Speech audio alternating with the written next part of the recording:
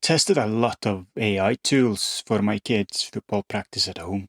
Most of them weren't worth the time, but one approach actually changed what I saw on game day.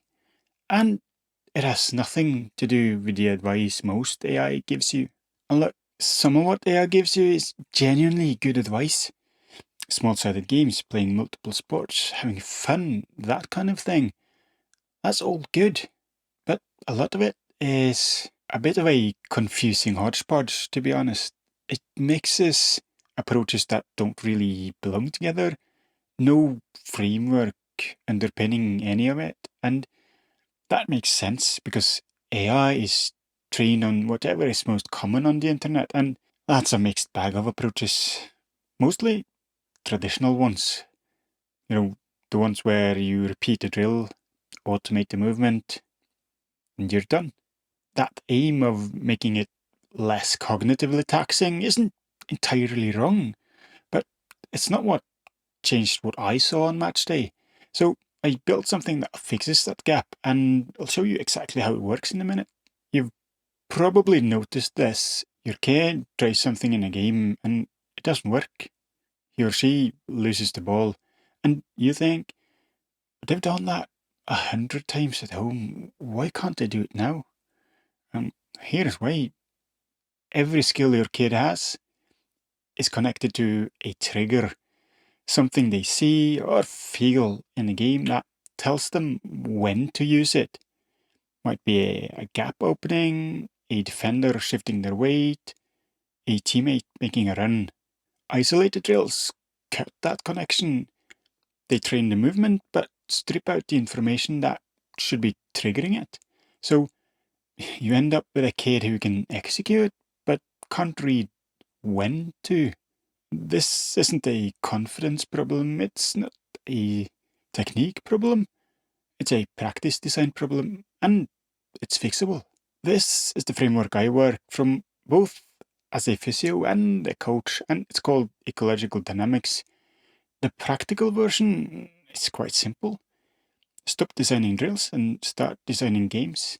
Because skills in football only show up in a game when they've been trained in game like conditions. When I started designing practice that way for my kid, what I saw on match day was completely different. And that's exactly what I want to show you how to do. And this is where AI actually becomes useful. Because once you know what you're designing, a game that forces your kid to look up, find relevant information, make a decision under some kind of pressure, the hard part isn't understanding the concept. It's coming up with fresh variations that fit whatever you have at home. Might be a driveway, a hallway, two chairs, and a wall. That's what I got tired of. So I built a tool that does the heavy lifting for you. I trained it on specifically ecological dynamics principles. So instead of giving you cone drills, it comes up with games tailored to your specific situation. Let me show you the difference. If I type something generic into ChatGPT, give me a way to improve my 9-year-old's soccer dribbling skills, I get a fairly standard answer, usually with some traditional cone drills and some play. Okay, compare that to what happens when I use the backyard architect with the same starting point and then give it the information it asks for. My kid's 9 years old, relatively new to the game. I have a wall and a driveway, and the kid keeps looking at their feet. Here's the idea that gave me in this example. That's not a static drill. There's a decision in there. There is something to search for before acting. That's the kind of practice that transfers a lot better to what happens on game day. Now, same tool, completely different situation. This time, I'm pretending to work with a narrow hallway. Still, the 9-year-old kid, and a different problem entirely. Not just a head down thing. This kid is avoiding practice altogether, not willing to try in training, not practicing at home on their own. So we'll see what it does with that info. It doesn't come up with a drill. This time it came up with a game with lots of touches disguised as a playful game, and it tells you exactly what to say before, during, and after. Not to instruct the kid, but to get them searching for the answer themselves. And this will obviously be different for you. After all, there are no preset games or programs in the tool, only effective principles for skill development. That's the difference between a tool trained on old school coaching manuals and one built on how kids effectively learn. The link to get it is in the description below. It's completely free. It's called the Backyard Architect, and you tell it what kind of age and stage your kid is at, what space you've got available, what equipment you have, and what your kid is struggling with. And it'll come up with a suggestion for a game in seconds. Now, I want to be honest about what this tool is and what it isn't. It's a high-level intern. It can generate game after game, but it has no idea what your kid actually looks like when they play. It can't tell you whether your kid is genuinely searching for the right information or whether they've quietly figured out how to solve the game without doing the thing you really want them to do.